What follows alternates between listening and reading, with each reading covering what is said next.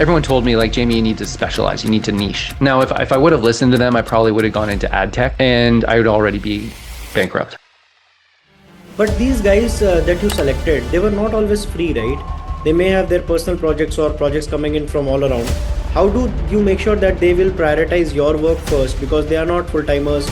The idea that if we could take a whole bunch of experienced freelancers who all understand and get along and believe and trust each other, and we could recreate those without having to hire anybody, without having to have offices. And to be fair, now anyone with a laptop can run a multi-million dollar business.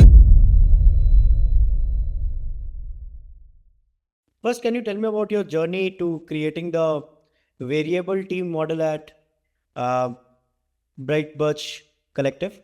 Yeah, thanks for having me, Shayan. I mean, it's a long story. The start of BriteBirch. I mean, the condensed version is that I used to work in a lot of big agencies. I worked in PR, I worked in advertising, and I worked, in some digital capacities, social media and things like that. And I've also worked around the world. So I worked in Dubai, in Singapore, and in Canada. But a lot of my clients and accounts were quite regional or global. So, I touched a lot of marketing in a lot of places. And when I left big agency, and was kind of moving back to Canada with my kids and wife we were moving back from Singapore, I started to kind of consider, like, what's the next step? What do I want to do? How do I want to grow my career? What am I interested in? And it was sort of like the confluence or like the coming together of a few different trends that sort of spurred me into this business. So the first one being that because I was still unsure of what I wanted to do, I created a small, a company in Singapore, which is very easy to do. Spinning up a business is very easy there. And so I just created BriteBirch, which was Jamie's consulting business. And I started to, I was traveling with my family. I, was just taking on clients and just working freelance. It was my first experience freelancing. And I actually really loved the freedom of it. And I started doing more research about, like, how do people have real careers doing this, and started to learn that, there's a lot of people that they may not call themselves freelancers who are essentially working for themselves and consulting and doing quite well. And I was realizing that I was making as much money doing it for myself, and I got to choose my clients and work from where I wanted. So that was one aspect that I was like, okay, you know what, the future is going to be this remote work, this sort of idea of flexible workforces. At the same time, I was also experiencing sort of a change in what agencies looked like. And there was a lot of discussion within agencies at the time, whether it was on stages at award shows or in conferences, or if it was sort of in boardrooms. There was a lot of talk about what does the agency model need to do to change and to update itself, because I think there was a lot of understanding that it wasn't sustainable the way it was built, and that everything goes up to the shareholders and all the work gets pushed down to, increasingly more junior people, and the turnover rates were huge. So BriteBirch was basically started out of the idea that if we could take a whole bunch of experienced freelancers who all understand and get along and believe and trust each other, and we can create a culture, then that's all really that an agency is just talent and culture. And we could recreate those without having to hire anybody, without having to have offices. And so that was the idea that spurred BriteBirch Collective. So by the time I moved back to Canada, I had about 50 members from around the world, and we had started working on some big clients and started doing some really cool work. But these guys that you selected, they were not always free, right? They may have their personal projects or projects coming in from all around. How do you make sure that they will prioritize your work first because they are not full-timers or they are not committed to working for you? Yeah, that's a great question. I mean, I get that question a lot, and I got it more early on, when people were still unsure about freelancers. Their experience with freelancers was more lower value work. It was more, hiring people through Upwork and Fiverr and things like that. And the answer I would give them when they would ask me, like, how can you ensure that people are going to stay on the job and they're going to do a good job and things like that? And I have a few different answers for them. So in one case, I mean, I don't know if you've ever worked inside a big agency, but most agencies have huge turnover, like usually 30% and more. And so at any given time, I was working on big accounts for my clients. I'd have like team members change maybe once every few months. And the client would sometimes be impacted. Sometimes we'd have to put on someone from another team. Sometimes we would have to just pretend like nothing happened and get the work done anyway with less people. And it always got done. And I think that, the difference being now is that the people that we're bringing on, everyone in BriteBirch has a minimum of 10 years experience. So these are people who've kind of are more set in the ways that they do things. They've been freelancing and sort of building a business, so they've been successful for 10 years. And the way I explain it to clients is that these are people that need to put food on the table for their families. They're in fact going to be doing a better job. They're going to be giving higher quality content and doing higher quality thinking for clients, because not only are they more experienced, they're those experienced people that usually would disappear after the pitch, right? They're the ones doing the work and rolling up their sleeves. And because their personal brand and their own sort of Credibility. their ability to make money and to feed their family is predicated on their ability to deliver. And so using that and building out, obviously I've vetted everybody. Everybody has to have a certain attitude and understanding of like, when we work together, we're working as a team. And so there's no lone wolves. There's no one who's meant to be sort of off doing their own thing. We all do our own thing, but we do it collaboratively.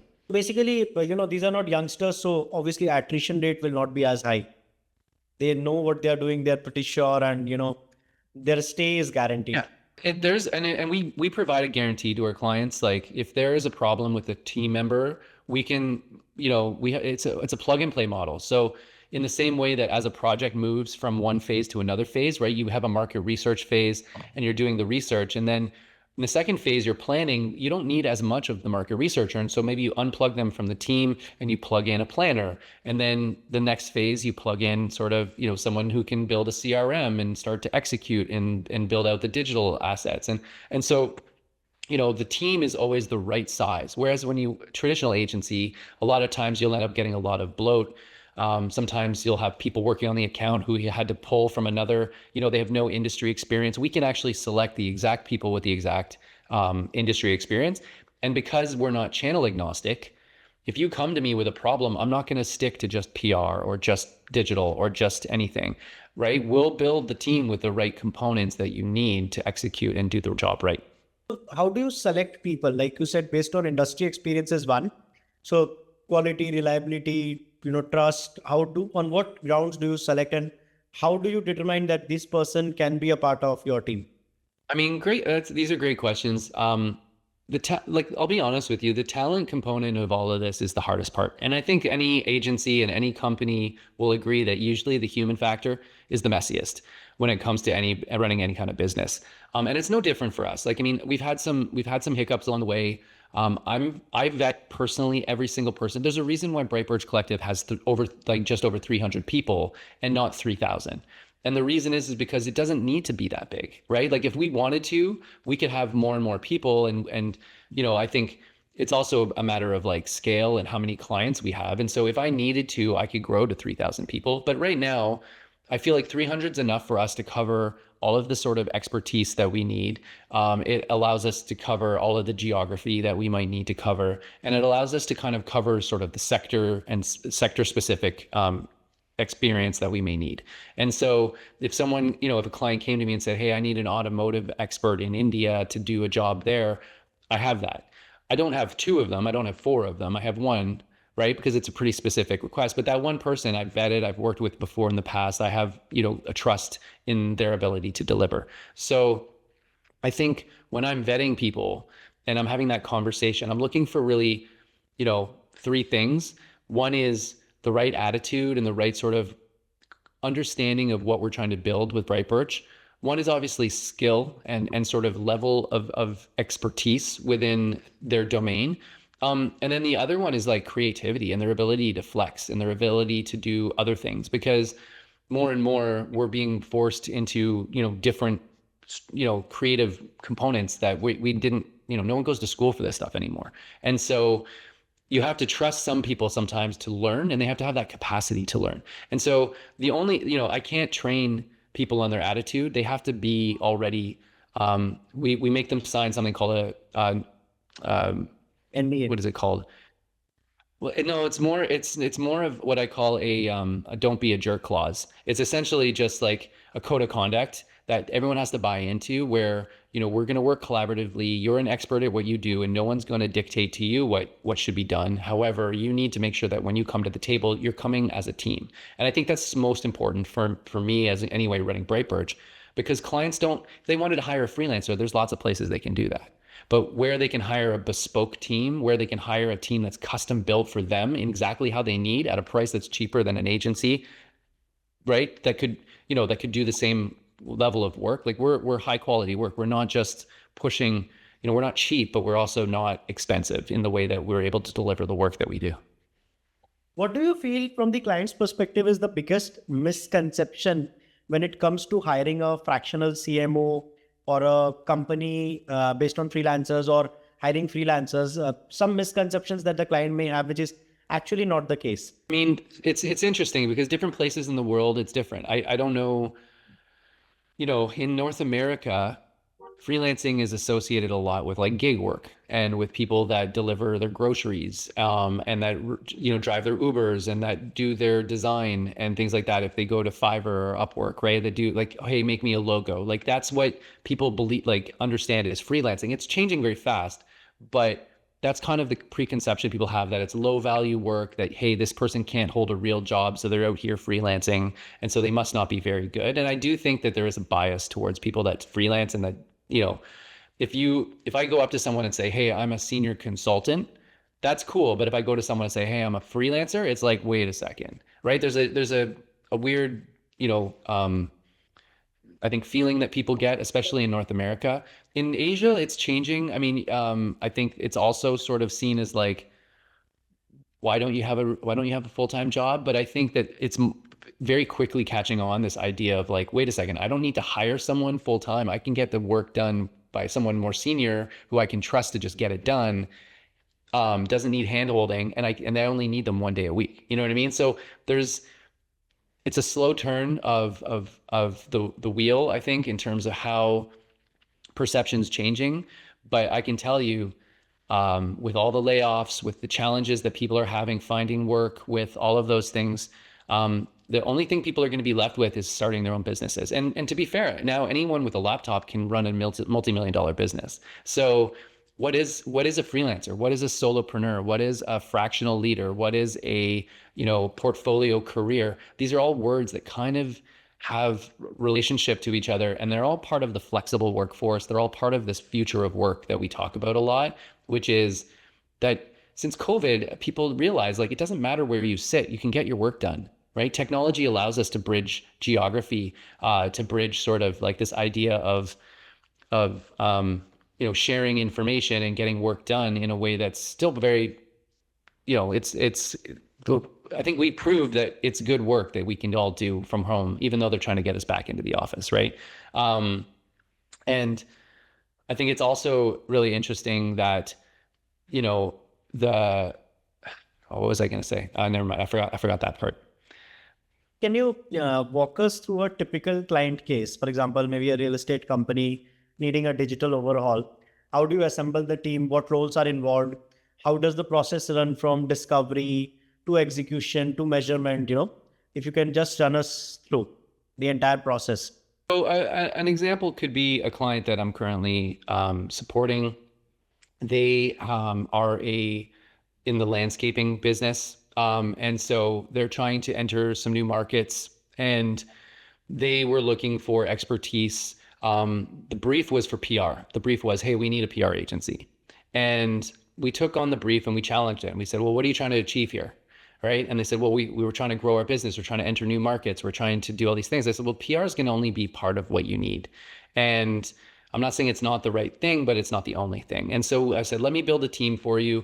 Let me show you what it looks like, and we can demonstrate to you how it will work. And so we did that. And I reached out to, we have a PR expert on the team. We built sort of a digital team as well that is sort of focused on lead gen. But they had to build out, we realized they had to build out their CRM and all of this other stuff as well. So we basically had a team that was sort of helping them build up their infrastructure. And we started executing on plans. We started to innovate with some really interesting ways, using some cool digital sort of campaigns and things like that.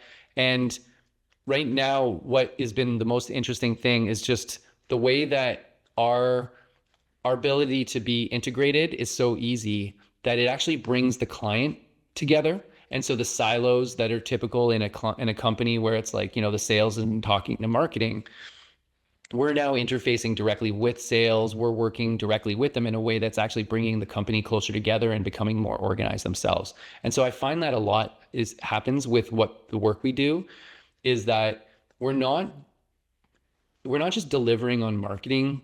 A lot of times we're also helping a company through a change. And part of that change is how to do things differently, how to look differently at your company. And it's really interesting because when you think about the way that problems used to get solved in businesses, it used to always be, oh, that's a finance problem, or that's an HR problem, or that's a marketing problem, right? And you would always sort of direct and steer, and people would push it down the road, the problem. But now, since COVID, I think companies are realizing like, well, people don't sit in departments right now. Everyone's scattered around the world. Who is the best person to put on this job to get it done right? And maybe it's that guy over there and that person over there and that woman down there. And the people that are all lit, that never maybe work together are actually combined to create a multidisciplinary team to actually execute. And companies are waking up to this idea that maybe the silos need to go away in the businesses. And maybe we need to flatten the organization. Plus you throw in AI in there, and now you don't need to run companies the same way all of a sudden, and it's less expensive. There's more diversity, there's more creativity, there's more sort of flexibility in the way people work. I mean, this is the future of work that we're talking about, and BriteBirch has been sort of at the vanguard of that in trying to help companies form those teams that outside their business look very different than what an agency would typically look like, which would be, I have a PR agency and an ad agency and different agencies. Well, now you have them all in one place. You don't need 20 people. You need one person representing each of those disciplines. And maybe they behind the scenes have some people working for them too. And that's fine. They can subcontract that, but they need to deliver what they need to deliver to the scope. And that's how we do that work. This fractional and variable team model acceptance is growing in the market. Where do you see the market in the next 5 years? What trends will drive it and what could hold it back? Great question too. I think it's definitely going forward. Like I mentioned before, I think the winds are blowing in the direction of companies are realizing I don't need nearly as much workforce. I can get one person with AI to do the job of 10 people, but they're also realizing that that person that I hired for that very specific thing, he only does that specific thing once a week. I don't need him to be sitting in that chair the whole week. I don't need to pay him for him to be doing that. And it's a sad reality, but I think the corporate world, I think we can all look internally and agree that like we're twiddling our thumbs a lot of the day. There's a lot of wasted time, there's a lot of wasted resource. When you hire people fractionally, when you hire people to do a job, they're very focused. They have one thing to do, you know what I mean? And they do it, and they'll do it well because they want to move on to the next job. And so there's a few different things that have been happening. And you may notice this also across all agencies, is that there's less retainers, it's more project work, right? So that's one big trend I think that is going to continue, is that things are going to be compartmentalized. More things are going to be sort of, companies are going to start looking at problems more like the way that Navy SEALs looks at problems. And it's like, oh, we need someone who has got explosive experts, and we need someone who can scuba dive, and we need someone who, to go do a job. And so it's like assembling the Avengers to go do a very specific thing. And And I think that that's people are specialized in their jobs. sometimes they're generalized. Sometimes that's what's required, right? Sometimes the client doesn't want to pay for someone with 30 years experience in an industry. They'd be more willing to teach someone who's maybe newer, but has, less sector experience, but more sort of digital experience, for example. And so there is always going to be that flexibility. There's always things that still need to be trained. There's always risks, right? Whenever you're bringing a new person onto a project. But there's ways to mitigate those things. And I think there's ways that you can organize teams that really get the most out of them. And that's a lot. I've been doing a lot of work since the beginning on like the science of building teams and trying to understand like how do successful projects get done. And it usually means that there's one leader, There's always, some expertise that is really good at what they do. There's usually a generalist who's able to kind of help tie it all together. And I think that's how we like to try to build teams. But again, clients dictate what we ultimately do for them. And sometimes they say, you know what, I don't, maybe this is too expensive. Can we reduce this person's time? And we're able to kind of really be flexible for clients. And that's, again, our global nature makes us able to do that. I can go, and get a digital developer in India who will be cheaper. Maybe it'll be a little bit more challenging sometimes from a time zone perspective to get the work done, but sometimes you can use that to your advantage. So every project is bespoke for clients. And that is one of the challenges actually for my model is that everything is customized, and it does make it a little bit harder to repeat, to do the same thing for different businesses. It's not like a plug and play model, it's not a turnkey model necessarily. It's more plug and play and sort of bespoke. Can you take us to, maybe a success story where a client came to you who was initially willing for a traditional agency setup, but then this variable agency setup gave him a, fantastic result or something? Where like we did better than what they probably could have expected from an agency. I mean, Chris, I think every time we do a project, I would like to think that we do it better. But I've worked in big agencies and I know they do great work. Like, so I wouldn't say it's better, but what I can say is that we bring things to the table that clients don't expect sometimes. So for a pharma company, and I can't name them, unfortunately, they brought us on because they were setting up a whole new multinational sort of division. They had been more hubbed out of the States, and now they needed to hub out of, I think, Dubai and Singapore and a few places where they were going to do a lot more global expansion. And the comms leader was just one person, and she needed to have a team around the world. And so we were in a few weeks able to identify, vet, and bring them on board, not only PR and communications experts in Japan, Singapore, Dubai, South Africa, and Mexico, I believe.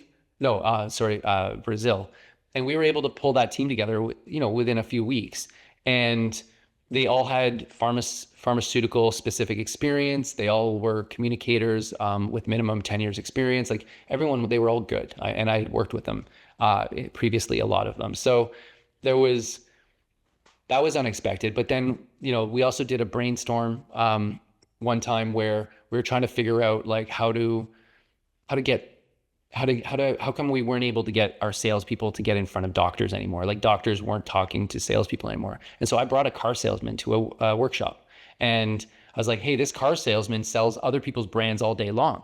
And he advocates, for Nissan, and let's bring him to the table. And first the clients were like, Jamie, he doesn't work in our industry. Like, what does an automotive executive have to do with this? And I said, listen, he's going to come all day long. He works with third parties that he helps turn into advocates that sell his brand. So that's exactly what you want to do with doctors. You want to be able to open the door to them, offer them something that will make them receptive to your message, and then have them pass on that message to patients. It's the same dynamic. And so we were able to do that. And not all of the ideas were amazing or anything, but there was a lot of new ones. There was, they went away and said, look, we can't do some of these things because of compliance reasons and stuff, because it's definitely a much more, rigid industry. But the concepts that he gave them were like, we never thought of that, or we never considered that. And they were able to go away and adapt them for a more pharmaceutical sort of industry. So we talk a lot about our model being able to open and drive a lot of new perspectives for clients. And it's because we're able to plug and play different ideas and different people of different backgrounds, and our diversity is our strength. Can you tell me something where, things did not go as planned for some client, and what did you learn from that? I've been burned by a few senior BriteBirch members. So I learned lessons the hard way more than once, actually. I shouldn't admit that, but there's a couple times where I allowed we call them a client architect, the sort of leader of the team. I was, trying to scale the business. And so stepping back, being like, okay, you've got this client and whatever. And I didn't realize there was some back channel conversations happening. And the client and this leader were sort of talking about how they can sort of circumvent BriteBirch and just work directly with them. And so that ended up hurting the relationship because the client all of a sudden wasn't wanting to work with us, and we couldn't really get a clear understanding why. And they were using a lot of excuses, and they were pointing some of the work, and we're like, no, but you brief that's the work you said you liked that a couple months ago, and now you're saying it's not good. Like the story changed, right? And it really hurt the relationship.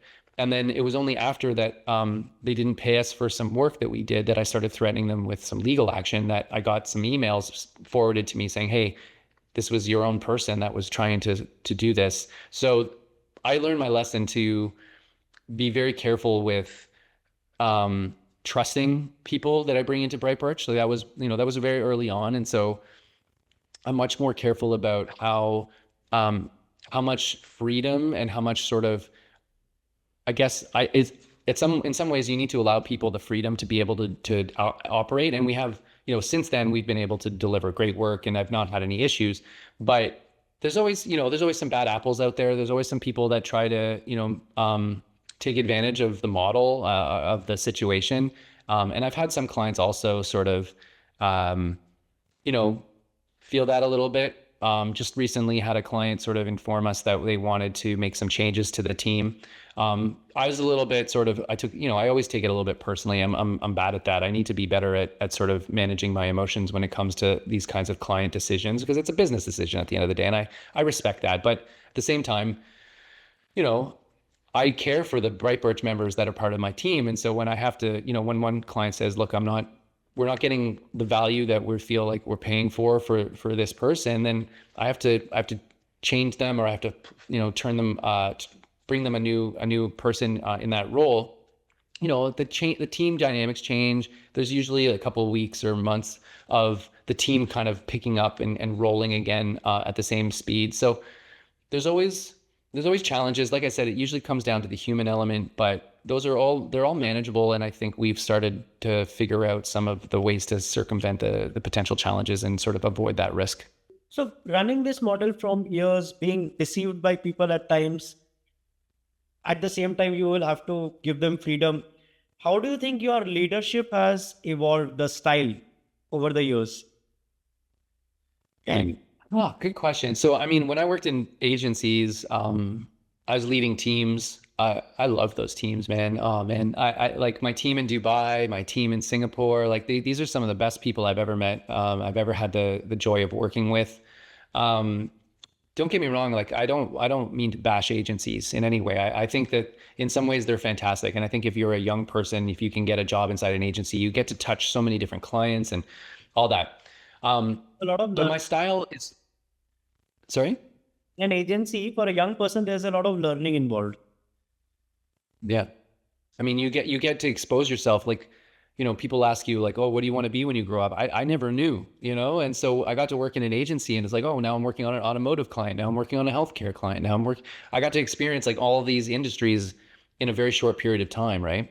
But no, I think my style has changed of leadership now that these are my employees. I think that's the difference, is like, they're not reporting to me in the same way. I have to trust a lot more that, the people that I'm bringing onto projects and the people that I'm bringing into BriteBirch, I have to trust them. I have to trust them as colleagues, right? They're not working for me. They're working for themselves.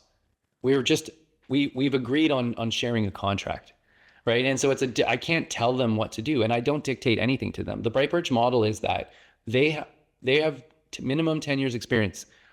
Who am I to dictate how much they should charge or how long things will take, right? They're the experts. And so I need to trust and sit back and trust that they're the experts, because that's who the clients are also hiring.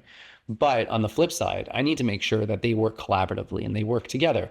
So I find that my role as a leader has changed in a lot of ways, because I'm now more of a connector. I'm more sort of the person that I grease the wheel, and I make sure that everyone's able to do their job well, and that everyone's got the resources and the direction, and that the clients feel like they've got, everyone's got a good handle on everything. But I don't dictate the same way. I don't say, you need to do this by this time, this day. I say, hey, we've all agreed that this was the deadline. How's everyone doing? So it's just a different way of herding sort of the work, and then moving things forward. It's a little less direct. I have to play a little bit more nuanced and nice. And if someone comes to me and says, hey, Jamie, my kid got sick, I can't finish this project, I have to push it back a week. When I was the boss, when I worked in an agency, I would, of course, it's like, yeah, go look after your kid or whatever. But I had the other resource that I could quickly pull, and because they were already being paid, it was fine. It was easy. But in this case, it's sort of like, if someone isn't able to work, I can't bring in someone new for just a couple weeks, because that person's going to expect to get paid. It's going to take them a while to kind of learn the system and everything. So there is some challenge in that way, where I have to just kind of respect that, hey, you're going to be a week late, but when you deliver it, you have to deliver it at a higher, a better quality, or things like that. And so I usually work with the teams to make sure that they have what they need and that they're able to be flexible, and still enjoy what freelancing gives you, is that ability to be with your kids. That ability. I haven't missed a kid's basketball practice. Do I miss working in cutthroat big agencies? A little bit sometimes, mostly because of the people. But do I miss missing my kids growing up? No, not at all. So the freelance thing is more than just about, it's the kind of business I would want to work for. It's the kind of work that I would want to do. And that's how I'm building it, is I'm like, there's a way to do this where everyone can win. And it doesn't have to be, one agency wins and everyone else loses. It doesn't have to be the client wins and the agency suffers. It doesn't have to be the agency wins and the client suffers. It's like, no, clients can get top quality talent that they couldn't get anywhere else at a price that's affordable, in a way that is super flexible and plug and play to their needs. We get to work on projects that we love. We get to choose our clients and choose, who we don't want to work with. And we get to work from anywhere and do the work we want to do. And we're trusted to get it done the way we need to get it done. And I think, BriteBirch wins because we're able to bring this all together for everybody. And I think that's really what I'm trying to accomplish here, is, maybe a new way to work, a new way to think about how shit gets done, and it doesn't have to be in a way where one shareholder gets everything, or 20 shareholders get everything and everyone else suffers.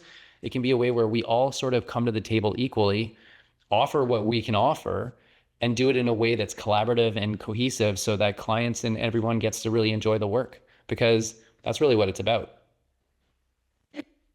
So, do you have any advice for the founders who are just starting up in this field, as a takeaway?